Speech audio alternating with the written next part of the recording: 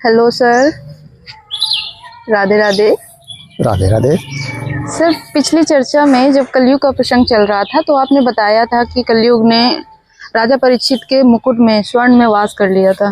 लेकिन सर, राजा परीक्षित बहुत धर्मात्मा राजा थे, तो उनके मुकुट पे कलयुग ने वास कैसे किया? जी, आपका प्रश्न बहुत ही वाजिब है कि इतने धर्मात्मा राजा, न्यायप्रिय राजा और भगवान का भजन करने वाले राजा के मुकुट पे या उनके पास कैसे कलयुग वास कर गया।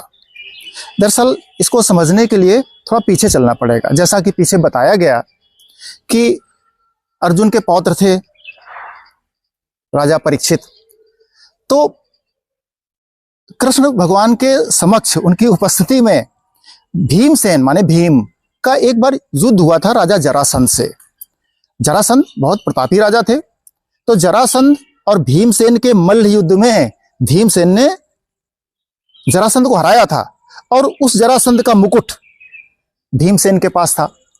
और पांडवों के हिमालय जाने के बाद, इस धराधाम से जाने के बाद राजा परीक्षित का राज्य प्रारंभ हुआ।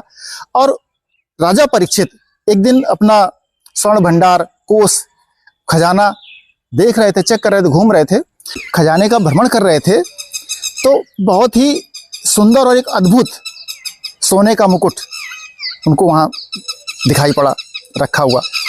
तो उस मुकुट के आकर्षण में उस दिन जब राजा परीक्षित वन को शिकार करने गए तो उसी मुकुट को वो लगा करके गए। कौन मुकुट?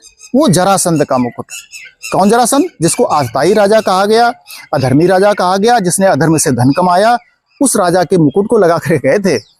तो जब उन्होंने कहा राजा परीक्षित ने कि आप स्वर्ण में वास कर लो, तो स्वर्ण का मतलब था वहां पर वो इसलिए वास कर गए क्योंकि वो जो मुकुट लगाए थे वो सोने का था, और सोना कैसा था? अधर्म से कमाया गया था। इसलिए ये जो मान्यता है कि स्वर्ण में नहीं, चोरी किए गए सोने में या अधर्म से कमाए गए स्वर्ण में या धन में कलयुग वास करता है, ये सच्चाई है।